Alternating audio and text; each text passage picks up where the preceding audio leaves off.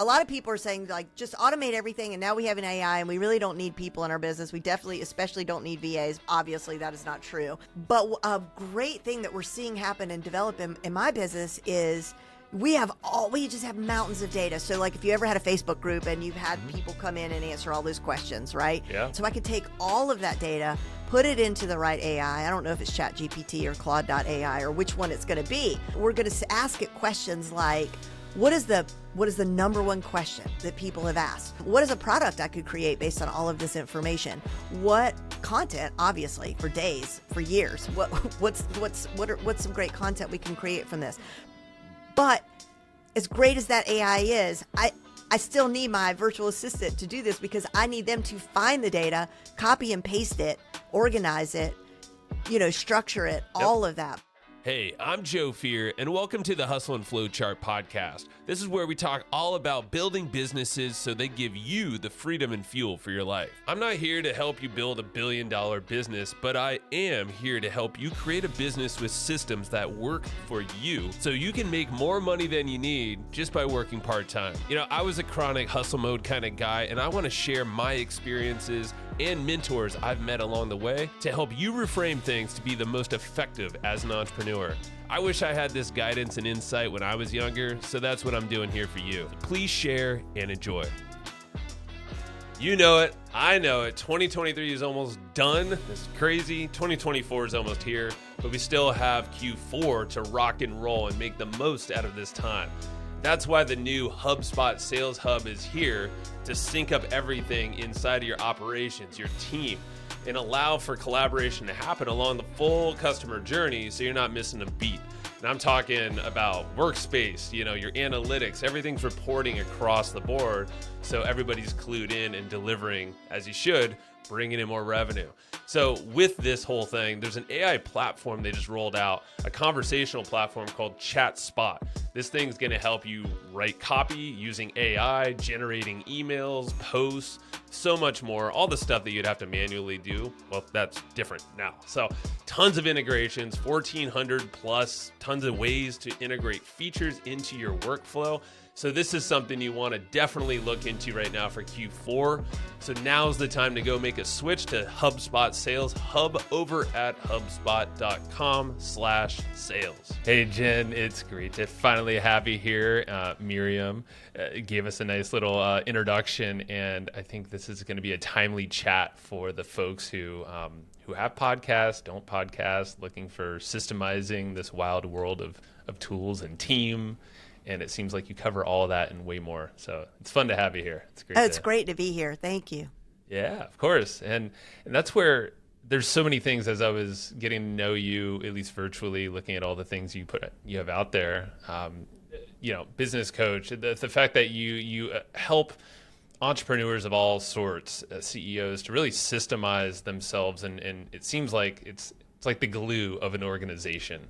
Is to really tie things together, and people are part of that as well. So I think it's the glue. I mean, I think even if you don't believe it initially, or you're not sort of made up that way, like you're not a person that naturally thinks that way, we all run up against that reality. Yeah, definitely. And so we'll dig into, and just to preface folks here, there's definitely some pillars that we'll be covering because Jen, you do some interesting things. I mean, you have podcasts. A lot of folks here either aspiring to have a podcast of their own, or they're obviously listening. But you have these Alexa flash briefings that are extremely unique sounding, and I don't really know anything about them, but you've been consistent for 4 years, like you were just saying. So that's a form of podcasting. I would count it, For sure. And so obviously you have systems. I mean, there's a lot of folks that struggle with the systems is the time in their business and taking away from things, especially with, new AI tools or really anything new in general, and making sure we have the right people. So I know you have a resource for that as well. Yep. To actually find the right people easily. So that's kind of like a little overview for folks as we dive in here, and we'll bob and weave everywhere else. But Jenna, I'd love to know about you, because you're also an adjunct professor. And so you have your fingers in a lot of things, it seems like. So what got you all started in this whole space to begin? I think, I'm so bad about anniversaries, and I realized the other day that like I hit the 10-mile mark or the 10-year mark and like a year ago. So, so I guess, it's been a while now. I'm in my 11th year, and I started as a consultant because I've always just been interested in all the tools. I love technology, and I just love these tools that connect us. So, I remember when my first son was born 20 something years ago, like 23 years ago, eBay had just hit the scene. And I just like looked around my office as I was like nursing him, and I thought, what can I sell? I want to sell something. But it had to be within arm's reach of where I was, So there was like a pair of slippers that were unopened from the Ritz-Carlton, and there was like a duplicate wind-up clock I had, which was a West Clocks brand, and I had gotten them at Target, and I don't remember what the third thing was. And I just listed them on eBay, and they sold, and it was just such a monumental, and they sold for a lot of money, I have to say, but it was just such a monumental thing in my life. I was in the confines of this small little office with 4 walls, but I was participating in like global commerce, and I was making actual money. And I would say that, that was 100 years ago, but that really was, I think, the spark for me. And then after that, I was just always interested in all the things. So I started as a social media digital marketing consultant for small businesses. And then I got introduced to the world of online courses, the one-to-many model. And I did that, and that was very rewarding and worked out well for me. And then along the way, all these great tools have popped up for us, right? Like live streaming. Oh my gosh, we didn't have live streaming before. It was just... Well, good luck. That was left to the people with these massive ways. There was no streaming. I had the founder of Twitch, Justin Kahn, on like last year, and he told me about how he created this modem on his head. It was like 2 modems or something, and like a camcorder. And that's how he did streaming, and how Twitch actually started initially. That's amazing. So it was. and we do, I think we all those of us, with online businesses and here in the online world, I think it's really easy to take it for granted, but it's important to just stop and go, holy, cow, like then this phone, have more bandwidth than Tom Brokaw or Walter Cronkite or any of those guys did with, on a news channel. So it really is amazing. And I still continue to be fascinated. And I think AI hit at just the right time for me, because I might have been getting a little bored, or, nothing so exciting has happened since Periscope and Meerkat and all that. You know what I mean? It's so this was like the next big thing. So I was super excited about that. Yeah, well, that's it. It's a good perspective, because it's tough to look back, because a lot of stuff, obviously the world's going so fast, and as entrepreneurs, I feel like we see even more than most, because we're constantly trying to innovate, push ourselves, coach, and share what we're learning. But it's very simple for us, if we don't have the systems, if we don't have the focus, and to bounce around from thing to thing, and then possibly burnout. A big thing in this show is to talk about entrepreneur burnout too, and how real it is. Yeah. Yes, it is a real thing. Yeah. Have you experienced any of that? Obviously, starting there on eBay, and you've worked with so many people, organizations, small and large. What's come up for you? I guess we'll start there, and like some of these mental things that have popped up that have taken you off course. Yeah. Well, I would say, now looking back, what I've learned is that, like, for me personally, there's definitely, I could almost like chart a graph of the highs and lows. Not as it relates to the revenue stream, but as it relates to just sort of like my perspective and my feeling about things happening in my business. And that's comforting, because I can say to myself, you come out of this every time, and you come out of it more inspired than you were before.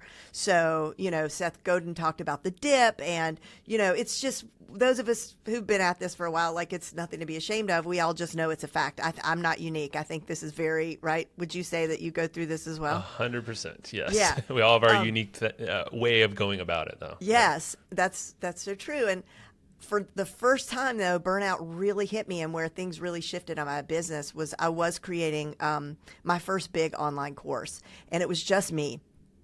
in my business. And, like I said, I always liked the tech and I always liked all the shiny toys and tools. So setting up lead pages to connect with Webinar Jam, to connect with, whatever email service provider I was using at the time was kind of fun for me, and satisfying, because at the end of the day, wow, I felt like I got a lot done, right? Yeah, right. I set up this late. But was I getting paid for that? No. And also I noticed I was sitting in a chair for like 12 and 13 and 14. I'm at a standing desk right now. Same. Yes. Yeah. Good. I have a treadmill underneath me, but I'm not. I didn't get that far. I'm not walking. I don't have it turned on, not for podcasts. But yeah. So I am and always have been a more or less fit kind of a person, health conscious. And I looked down at my feet and my ankles were swollen. And I don't have any health issues or anything like that. It was literally because I was sitting days on end, hours on end. I was sitting there, and the stress. I remember we were having a big webinar and something was happening with my webinar, my internet connection, and I had to run out and get an Ethernet connection to do like a hard whatever. And I wasn't, now I'm in an office building, but at the time I was, in an office in my house, or not even an office. And it was just all things sort of hit me at once. And I was really borderline like panic attack. It was absolutely horrible. And I thought, and thank God, this was like 2 years into my business. And that's when I really had this light bulb moment of, this is going to take me forever, like to actually, because let's suppose, after I get done with the sales webinar and get all the emails out and do all the things that have to be done, and it does sell and it's successful, then I have to provide the thing I'm offering. Fulfill, yeah. It's just, there's so much to be done. And and I was listening to podcasts at the time of people that were doing this, and they kind of made it sound a lot more simple than it was. So I had this moment and I was like, I got to get help. Like, this is ridiculous. This is going to take me forever. And at that point, I hired my first virtual assistant, and I didn't know what I was doing. And I definitely was not in the black. I mean, there was red bleeding all over the place. But when I really thought about it, I'm like, wait a minute, I have to slow down to speed up. And that has kind of been my motto ever since. And that's what I try to tell other people. You have to get off that wheel. You have to, you're either going to crash into that wall like I did and have swollen ankles and a bruise on your head, or you're going to just get ahead of it and not wait for that moment and just say, okay, I've got to get off this wheel and I got to get help. Because once I did that, like everything in my business, that is when I really went like full throttle. It was like now I had someone who, she was, just because I could do it didn't mean I should be doing it, right? That's like right. Just because I could do the lead pages, I shouldn't be the one doing it. So this person took over all of that, and all of a sudden I had all this free time. So at that moment, from that moment, I did the course. That's when I created a physical product. I started a podcast. I ended up getting my first guests were Gary Vaynerchuk, Seth Godin. Nice. But I would never have been able to do that, because if I was doing all the other stuff, but I was able to laser focus, chasing them down, hunting them down like they were. I mean, I really kind of had to get them on the show and all the other things. But then people started to notice me, and they said, what did you do? How did your business blow up so fast? I watched this happen for you, over the course of just less than a year, and I was like, somebody else is doing everything that was eating up all my time. Yeah, and it allows you to go hunting. It allows you to go really focus in on what the most leveraged aspect of your business is. And this is so common with literally everyone I speak with. And it really doesn't matter what phase you're in. We're always like met with this next hurdle, and it's usually, I feel like it's a mental thing, and it's us feeling like we're probably the best at that thing. And for whatever reason, it feels like this monumental undertaking to hand off or and I'm sure it gets easier over time. I know it has for me in certain regards, but then there's certain things that aren't, or that I just naturally. So talk about because it's so tough for people to, we've all heard this, let's go get help, VAs. whoever, and there's a lot of mental stuff there. Obviously, it's A like lot. the cost. That how do I find them? Are they good? And they're like, all right, can they do as good as me? And yeah, what do you have to think on that point?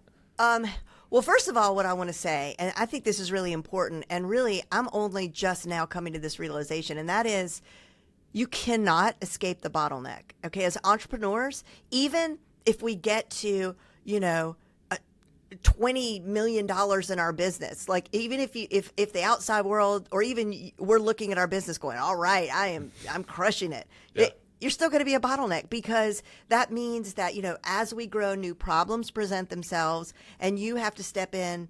Even if you hire a chief operating officer or even a CEO for your company, I think there's always going to be a bottleneck to some degree. So I think we all need to understand that, and somehow I think that takes the pressure off a little bit. You know what I mean? Yeah. Like Yeah. we can give ourselves a break a little bit, because You're not unique in that sense. Exactly. Like, yes. Uh-huh. Thank you.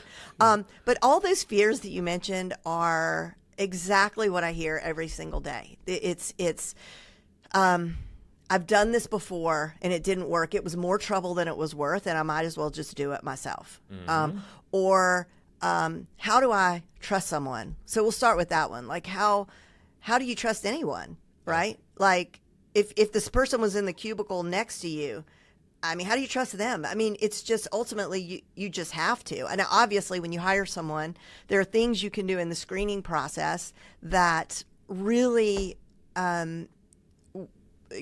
make it more likely that you're not going to hire someone that is either going to sabotage your business or make crazy errors or be malicious. Malicious is something I never see. Okay. I've never seen, like, no one's ever come back to me and said my VA, stole my, money out of my PayPal account or something. That never happens. People it's more are like inherently good. Yes, people are. Thank you. I agree that. I mean, that I think you kind of have to have that mindset that people really are, for the most part, good, and they want to be good and do good things. I want to say one of my tips for the hiring process and screening is that I think everybody's heard of, like you put a job post up and then you have some sort of secret Easter egg in there to make sure that the people saw the ad, right? Like everybody sort of knows that trick. The other one is get them to reply with something that is related to that Easter egg, so that they read the thing. So in their email, they might, you might want them to format their reply in a certain way. Right. And then we all have heard the clever interview questions. But here's the thing. Like, anyone can give you a beautiful resume, a beautiful portfolio. My God, in the day of AI, I mean, what are we going to do? Like, so I would say, especially now in the time of AI, the single best way to screen your candidate is to hire people for a trial week. And I've created this system where basically the trial week is composed on a Trello board. You could do it on anything you want, right? But I use Trello. So it's sort of like, once they're hired and they sign the agreement for this trial week, they log in, and it's sort of like step 1, step 2, step 3, tag me when you're finished. Then you have these different tasks all laid out. The beauty of that is I can replicate that board with a click, right? So I could create 4, 5, 6, whatever. And I can have that many people in a trial week at the same time, but they don't know there are others in the trial week. And there's nothing that is going to shine a brighter light on the person who is the right match for you than this. Because not only are you sort of seeing how they work, right? Are they pinging you every 5 minutes? Maybe you're okay with that. I'm personally not. But so are they pinging me every 5 minutes? I can see how fast they're moving through the tasks. I can see their tasks as they go, and I could cut the trial week short too, by the way. Like if day 2, I already see that you totally are not my person, I can, thank you very much. I'm going to pay you for the rest of the week, but we're done here. Yeah. And you see them in comparison to the other people. Yeah. So that's like my favorite thing. And in fact, we've just had so much success teaching the trial week system and doing it ourselves as we grow our own team that I just want to do a trial week for everything in my life. Right. Just I was going to say, it you know takes what that I mean? pressure off of everybody, right? Everybody. And for your VA too, right? Because they get a sense of like, is she going to be crazy? Is she like a micromanager? Is she, what's she like? So, I love a trial week. Oh, it's beautiful. Yeah. And I do that with clients too. I mean, like you do Yes. it also, like you said, you really can extend it across the board and structure it differently. And of course, in terms of a VA or any kind of hire, pay them for that week and make it very clear. Because Absolutely. I guess, how would you present that? Because I could see that being a hurdle for some folks. What's the messaging look like when you say, this is how we want to do it? So we basically have a templated message, and it says it's in the contract and it's in the email, and it's like, and understand that before they're ever invited into the trial week, there's been a whole bunch of vetting prior to that's happened, sort of in an automated fashion, right? So they've jumped through all these hurdles up to that point, and then we say, we'd love to invite you to a paid trial week. And if this sounds good to you, please sign the agreement. And then we have all the details in the agreement, and it's pretty straightforward. I mean, we've never had anybody say, no, we don't want to do that. I like it. And I don't see that often. It's never really been said, like you said, the Easter egg thing, you got to read to this point, follow these instructions, send me an email with this specific subject line, and blah, blah, blah, that whole thing. And that's all good. Like, we still do elements of that in that part I was telling you about, that is mostly automated. But the other thing I want to say about the paid trial week is that sometimes we've had clients who they finish the trial week and they've got, let's say, 4 people going through it, and they have 2 people, and they're really torn. They really aren't sure. You could go into another paid trial week. Nothing That's says true. you have to just end after 1 week. Maybe we make it a trial month. It's as flexible as you want it to be. You're the boss. So. Yeah, that's right. So what do you find that the most common bottleneck, because there's so many processes that we're all dealing with, but what's the most common thing that you think, if there was a hire for that role or a series of tasks, let's say, that Social would really media, hands social down. media. Yeah. I mean, okay. this is, well, not to cut you short. You're good. No. I think that, it's just the one that whenever people reach out to us, they're like, I hate social media so much, and I just want somebody to do all of my social media. And so that's one of the first things. The other thing is like basically any and all of the tech related stuff. And then the last thing I ever handed off, which I wish was the first thing I handed off, which is more of a bottleneck than I even realized, is my email. Yes. Right. But isn't that also so scary? Like, the thought of that is so scary. It's just like, what if they delete something really important? But you know what? It's actually, it's first of all, like in Gmail, my VA doesn't delete anything. She archives everything, which is the same thing as deleting in Gmail. At least you can go back and look it up and bring it back if you need. And if something is super important, it's going to come back into your email. So if something actually got deleted, but it's just so wonderful to walk into your office, turn on your computer, and there's like maybe 4 emails sitting in there that she has saved for you, with a little note attached to it. We use a great plugin called oh God, I'm going to forget it. It's Simple G Notes or something. Okay. And what's so amazing is it puts this little highlight. Do you know what I'm talking about? I've never used it. No, I'm very curious though. It gives you this little highlight, so I could go into that email. So let's say it's a customer service email, and someone says whatever they say, and and she's left it there for me because probably she didn't know exactly how to respond. Sure. Otherwise, she would have responded to it herself, right? So it's sitting there. So I'll go into just right straight into that email, and I'll say, tell this person that the answer is bananas, or something.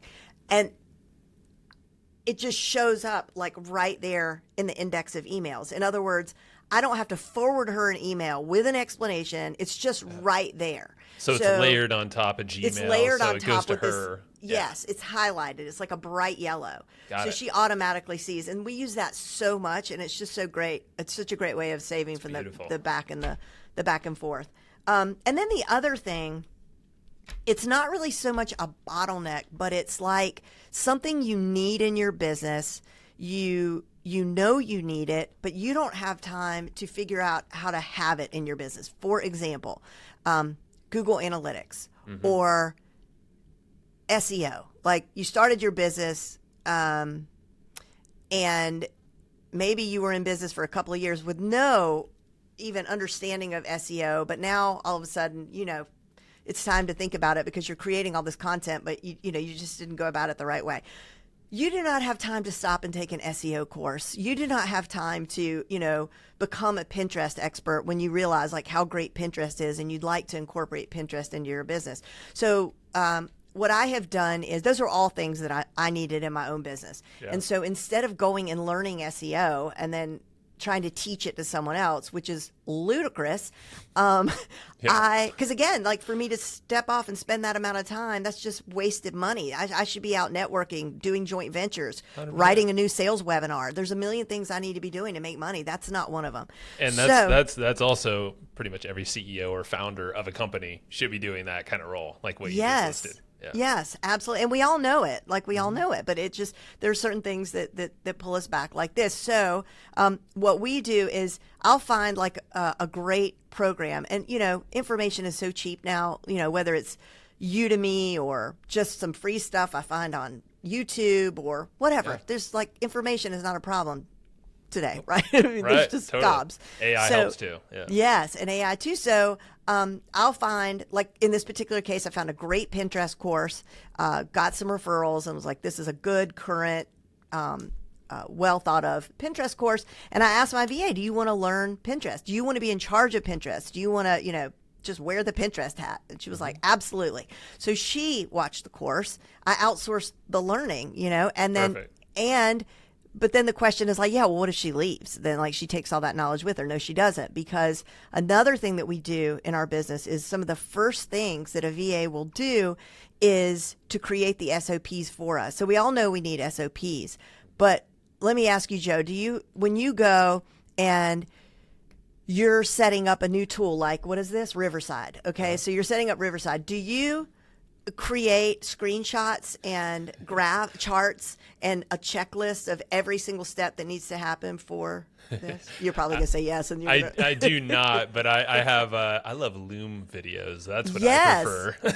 Yes, well, A+ for you. So that's all you have to do. It's like you're already doing that. You click your Loom video and you just say, now you do this, you do this, you do this, you do this. But if you add why, it's also really important. So I'm doing this because, and I'm doing this because. Now you have this beautiful library every time you Loom. You send that to your brand new VA. Your brand new VA, you ask your brand new VA to take the Loom and create a physical or, like checklist, a Google Doc with screenshots if necessary. And the beauty of this is not only does your VA now know how to do it, has she made the system for you? She knows how to do it because she had to watch and listen to what you were saying very carefully to translate that from a video into a document. Yes, so the same thing happened for this Pinterest situation. She took the course, then she documented like where all the files are, how we're setting this up, what the daily, monthly, quarterly things are that we need to do with regard to Pinterest. And so if she moves on to another position within our company, or she, decides to go to Mars or something, then the next person can just step right into that. It's so crucial. And it's such a great way to train anyone on anything. Like you said, start with what you know enough of the process, explain the whys behind it and your thinking. And then it's really up to them. And this goes, I guess, for any kind of training course that they're learning for you. They are very they have to be very focused on the deliberate task at that point. That translates to other people down the line, and it's just a great way to train people, and it's a great way to go back and forth and make sure to clarify. Okay, so is there a gap here? I'm sure there's another phase. This is what I've done at least, is like Loom video, have them digest it, create those docs, and then kind of go back and be like, okay, so is there anything here? Does it actually make sense? Assuming that this is something that really needs that triple check, I guess. Good for you. Yes. A++. Takes more time. Yeah. For that. I don't do it for everything. Yeah. But the good thing, and the great thing is that we're hardwired as human beings, whatever our role. We could be a fisherman or, an investment banker, like whatever we are, we're hardwired to grow. We just are. Like, it doesn't matter what our job is. We are hardwired to grow. And some people are better at it than others, but, or more focused on it than other people. But, this is an opportunity for your virtual assistant to grow individually, themselves, to contribute to the business in a way that they feel like they have a meaningful impact. And that's such an important part of what I'm focused on, is helping people find virtual assistants who become partners. My virtual assistant that I hired my second year in business is still with me today. Awesome. And she's unbelievable, and she is completely invested in our business, and knowing that she has my back, and that she trains all the new people that are hired and takes care of all of that. It's wonderful, but that's what people, I think, want and need, because we can all go to Upwork, and there's Upwork is great and Fiverr is great, right, for one-off tasks and projects, but we all need a real true team to get that momentum, to see that growth, in my opinion. Your opinion's spot on with mine too. Big announcement here. The Hustle and Flowchart podcast is now the newest podcast on the HubSpot podcast network. They're the audio destination for business professionals. It's exactly why I joined the network, to expand what we've been doing here, making business the fuel for your life, not the stressor or the burnout. We want to build fun and make business a big part of who we are and our expression out to others. So you're going to expect a lot more curated guests and that sync up with this mission. Also, more topics and episodes from me. And I want you to keep listening to the Hustle and Flowchart podcast. Go check out other shows on the HubSpot podcast network at hubspot.com/podcast network. So to your point, there's actually a family of VAs now which is awesome, because there's a gal in the Philippines that we worked with, my wife and I, in multiple businesses now, but she's always been a part of them. And That's now amazing. Her sister's in there too. And it's like, that's the thing, is there's families, and if I'm just speaking of Philippines, I mean, there's amazing, very tight families that a lot of them want to learn so much more and excel themselves. And our original VA ended up going and pursuing a different career, which is great because we set her up for that. That's amazing. And like you said, it's team, it's almost family to an extent if you integrate anyone. I mean, there's my ops manager. She's been another almost 10 years now in multiple businesses. So she's not, amazing. I wouldn't call her a VA, but hey, Katie, you're probably listening. Hey, Katie. But I could see, we also have a VA that she works with. So it's almost like and I don't know, what are your thoughts on this in terms of a team? Because I would say I'm a lot more the visionary. A lot of founders, I think, find themselves in that role, but then you have an integrator/operator type person. And I would say the VA maybe is kind of the operator, or maybe there's another layer there with VAs, virtual assistants, What are your thoughts on that whole structure? I mean, I think that, so I haven't been, the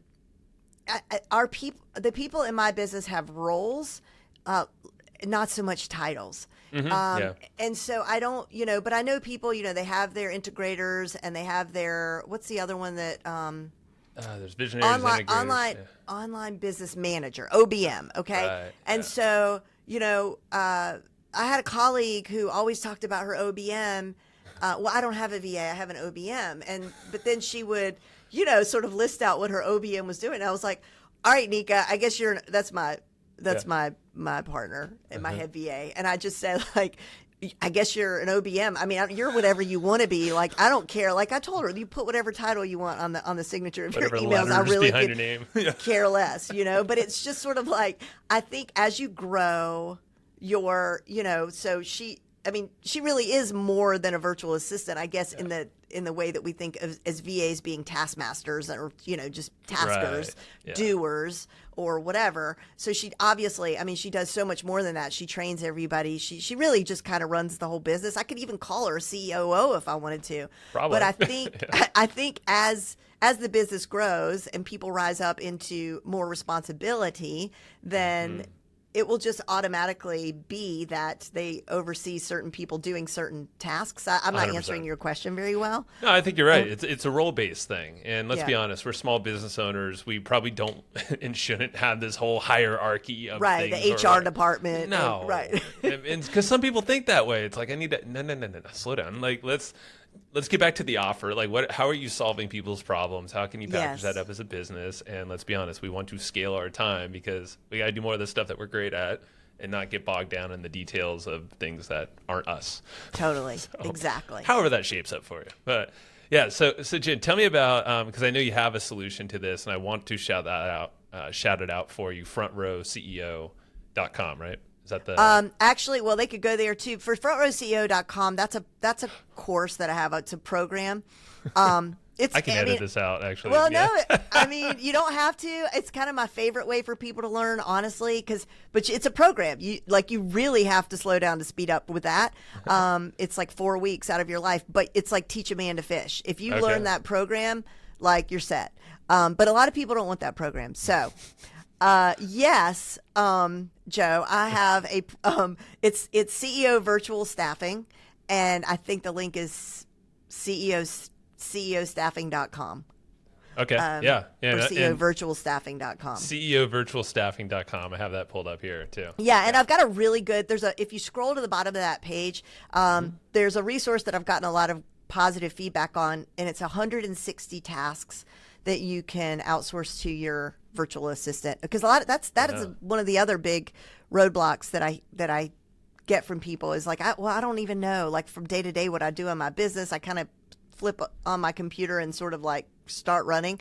And so this will just help get the gears turning. That's exactly, I saw that checklist or I guess list, and I thought that would be very helpful. It's helpful for me to see, all right, what are the options for me? Like, what's the menu of things that I'm not even thinking of right now that get my brain spinning and be like, oh, yeah, I probably do like half of those and feel like I should do the other half somehow all myself. Yeah. And, yeah. Oh, and can I tell you one more thing that I wanted yeah. to share with you that, like, I was just thinking about recently that is so exciting. And so we're kind of coming full circle back to talking about AI being, so exciting right now. But like a lot of people are saying like, just automate everything. And now we have an AI and we really don't need people in our business. We definitely, especially don't need VAs, but obviously that is not true. That's a But a great thing that we're seeing happen and develop in my business is we just have mountains of data. So like if you ever had a Facebook group and you've had people come in and answer all those questions, right? Yeah. Like, what do you need help with, and tell me about your business or whatever. So we just have pages and pages and pages. That's just one example of the valuable data that we have, but it's just sitting there for the most part. I mean, if I write a sales page, I might go to try to scrape some language off of there or something like that. But now we can have AI analyze all of that. So I could take all of that data, put it into the right AI. I don't know if it's ChatGPT or Claude.ai or which one it's going to be, but this is on the list. So we're going to ask it questions like, what is the number one question that people have asked? We could do that for all of, all these years that we have people submit questions for our strategy calls. What is the number one question? What is a product I could create based on all of this information? What content, obviously, for days, for years? What's some great content we can create from this? But as great as that AI is, I still need my virtual assistant to do this because I need them to find the data, copy and paste it, organize it, structure it, all of that. But I'm super excited about that. Yeah, no, I love it. And Claude.ai is probably the one I would choose in that scenario just because it can handle a lot more data at once. Yep, you're right. And it's a game changer. And you're right. You need to, again, it goes back to workflows too. I know we kind of talked about that. So it's like the tools are great. The people are definitely needed. it's definitely like this combination of technology and humanity. Like this has been said multiple times on this podcast, different episodes, is like the humanity doesn't go away. It's even more important. And we get to think differently because that's what technology does for us. It's not going to go backwards. It's always going to help us evolve our thinking in the way that we show up. And that's exactly where I would use or work with people and have people kind of learn the things. And it's the data aspect. I mean, there's so many other ways to leverage AI to showcase that data, now present it with slides. I mean, there's some new, I don't know the names of these tools, but it's like create beautiful graphs. With those tools. Yeah. So, but workflows, I think just figuring out, okay, how do the people work with the tools, with the data, the existing things to find a goal that we're shooting for there. So it's. Yeah. And that's ever changing. I mean, as the tools change, although for me, some things like I try hard not to ever change. So, as a systems person, I drool when I see like the cool ways people are using Notion or Basecamp or Asana. I use Trello and Process Street and just all the million things that are out there. So I want to jump ship and like put it all in, but I know. I'm grown up now and I'm just like, no. You just stay put. Is this good enough? It's how much better is that other thing really? That's the thing, and a lot of them are honestly copying the other. Like, oh, you have that? Okay, I'm going to put that in here. And like, 100%. I feel like I'm now finally growing up because I used to, shiny up, like that could help me, but then a lot more work. So. All right, Jen. Definitely. I want to just shout it out again. CEOvirtualstaffing.com. Go get that task list, that big 160 tasks on the very bottom of that page, and because this is a resource that so many people have been asking me for is essentially how do I find the people that can help me for a lot of these tasks, these roles, just check it out because obviously with the tools right now, like things like audio, video editing, and things like that, like it's getting easier. Like things are getting a lot more democratized, I guess, in terms of skill sets. So, I don't feel like you have to go hire some really advanced person for a lot of the things that we're doing as business owners. I think that's the thing I keep grounding people. It's like, okay, it doesn't have to, your whole whatever income coming in, revenue doesn't need to go to that one person to do the thing that you just, there's ways to rearrange that thinking. So. I totally agree with you. Good. Before we wrap up, I want to talk about this Alexa flash briefing concept and tell me your background in it, the 4 years you've been doing it. Give me the scoop. It might even be closer to 5 years. I don't know. I have to check. But so Alexa flash briefings came around, let's say 4 or 5 years ago, and they are like mini podcasts. When I set mine up, it couldn't be longer than 10 minutes. I think that's still the case. Mm-hmm. You would never want it really to be longer than 10 minutes because where these fit in people's day are in little tiny nuggets, right? It's while you're brewing your coffee just before you walk out the door. Yeah. It's long enough for you to brush your teeth because you're listening to it when you're brushing your teeth. I mean, these are, and these days everyone has, we're going to call her Lexi so we don't wake her up Good to call. Our listeners. So people have a Lexi device, at least one room of their house these days. Yeah.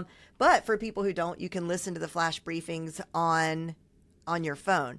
And what I found, I started it as an experiment. When I learned about them, I thought, wow, this is just so cool to think that someone could just say to their device, hey, Lexi, play my flash briefings.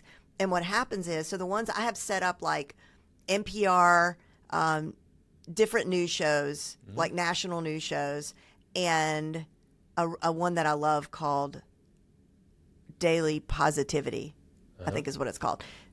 This woman's been doing it as long as I have, and it's just a little dose of daily positivity. And they just play however you have them set up in your app in that order, and they're just great. So I just thought, well, I'll just do this as an experiment and see what happens, and it's really been amazing. So first of all, as a content creator, unfortunately, my briefing is the news, so I give you the newest latest in the world of digital marketing and tech. So obviously these days there's a lot to talk about.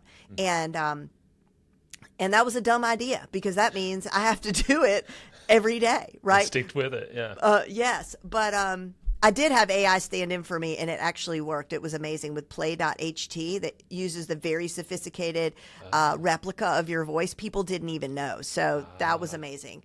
So anyway, but for most people, like if you're an insurance person or whatever you are, like obviously anybody could sit down at an index pad and jot down, 1 minute, a 1 minute tip that you have for your industry, right? And you can record that in 30 minutes. You could do a month's worth of content, and your VA would just chop it all up, load it up in there, and pre-schedule it, and like you're golden. Yeah. But here's the thing: what is? I'm asking you, Joe. Okay, so what is Amazon other than a big store? Oh, it's a platform. And it has an audience that is engaged, integrated. They buy. And they seem to be everywhere in every place. What am I missing here? And it's a search engine. There you go. Algorithm. I mean, you're saying all of that essentially, right? Because we type everything in there. If we're looking for a book, if we're looking for like whatever. True. So you actually become searchable. Your flash briefing. So if you were to sell softball gear, right? And you had a flash briefing about softball. I mean, that would be really smart because now you also have products people can purchase with their voice from your flash briefing. I haven't set that up yet, but you can purchase right from the flash briefing.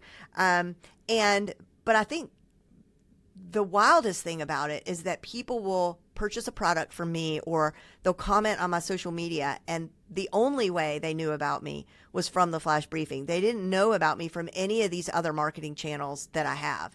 And they're so wildly different from each other. And you can be in like 6 different countries right now. And then I really saw growth when Google Home allowed us to put it over there as well. As an Alexa briefing, or is it like it's not called an Alexa briefing. It's called a news flash or something like that. Gotcha. But it's the exact same information, and I don't have to do anything extra. It's all plugged into the dashboard of my RSS whatever thing. So what am I leaving out? I think that's it. But a lot of people started it and bailed because they didn't see, unlike with your podcast, although podcasting, I mean, you get a lot more insight and analytics with your podcast than you do on your flash briefing. It's hard. It's hard to just keep talking to the void. Yeah. True. and wonder, like, is anybody listening? But I do little experiments. The other day I asked my listeners to send me $1. I was like, just send me, I just want to see who does this, but I don't Venmo me. I want you to use Apple Pay and text it to me. And I gave him my phone number, and I was like, well, let's just see. And a lot of people sent me money. Yeah. And what I did was I sent them back double. Whatever they sent me, I sent them back double. Cool. And because I didn't want anybody to think I was like scamming or whatever, whatever. But it's just like pulling teeth to get people to leave a review or to engage or whatever. So I'm always like trying to think of new ways. Just, are you listening? Are you out there? Are you capturing emails, or can you do a quick call to action to landing page? You could do call to action. So whenever, there are a few people. My friend Daniel Hill has a flash briefing called the Instagram Stories that is really good, and he got permission from Instagram to use the name, and right off the bat he ended up with like, oh my god, so many listeners, like right from day one. Search engine. And he has sponsors. I haven't wanted to do that yet. I think it'd be easy enough to do that, but in terms of email, no, you can't. I mean, you just can ask. Right. Yeah, it's an ask. It's got to be audio. And there's no other like when I do really. A free workshop or something, I always give the link, but I try only to do that sort of like quarterly.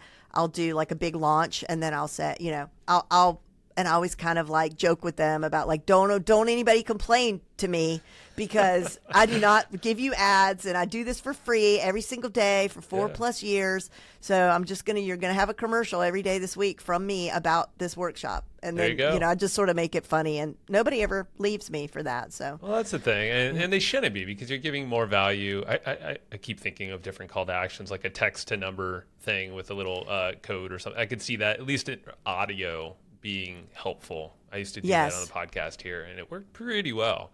It's just having the right system to, and obviously giving them more value for that next step, if it's relevant to what you're talking about there. Yes, I need to do a better job of it, honestly. I mean, it's really such a chore half the time. Yeah. I mean, I'm not good. I mean, I enjoy it sometimes, but like it'll be 11 o'clock at night, and I'll think, I forgot to do the flash briefing. So I will literally record it with audio. I mean, sometimes they're pretty rough, because I'll record it on my phone. And then I just shoot it as an email to my my man Irvin, and then he edits it, adds the music, and then he pops it up there. Nothing wrong with that. So. I've done that for my podcast too, from the car not that long ago. Voice app, it works. It works. Good old batch recording is usually how I get ahead of things, so I don't have to worry. But when you're doing daily, that's a whole different beast. That's wild, Jen.